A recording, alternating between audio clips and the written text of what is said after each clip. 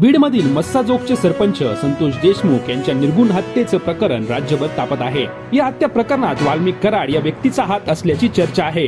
वाल्मिक कराड हा अजित पवारांच्या राष्ट्रवादी पक्षाचे आमदार आणि मंत्री धनंजय मुंडे यांचा निकटवर्तीय मानला जातो। विरोधकांकडून या विरोधात रान उठवलं जात आहे। शरद पवारांनी आणि त्यांच्या पक्षाच्या खासदार आणि आमदारांनी मस्साजोग येथे जाऊन त्यांच्या कुटुंबियांची भेट घेतली आणि कुटुंबाचं सांत्वन देखील केलं। शरद पवार पक्षाचे आमदार उत्तम जानकर यांनी वाल्मिक कराड या व्यक्तीबद्दल आणि त्याच्या दहशतीबद्दल धक्कादायक माहिती दिली आहे। बीड जिल्ह्यामध्ये इतकी दहशत आणि गुंडगिरी आहे की या जिल्ह्याची तुलना उत्तम जानकर यांनी अफगाणिस्तानमधील कंधार सोबत केली आहे।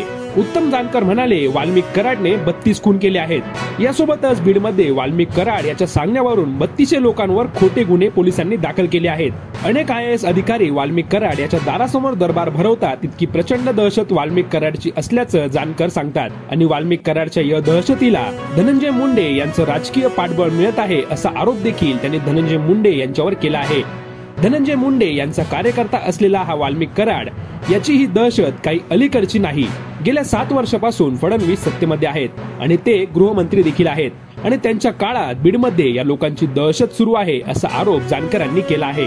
त्यामुळे संतोष देशमुख यांच्या हत्येचं आता राजकारण सुरू झालं असून सत्ताधारी आणि विरोधी पक्षांकडून आरोप प्रत्यारोप होताना दिसत आहेत।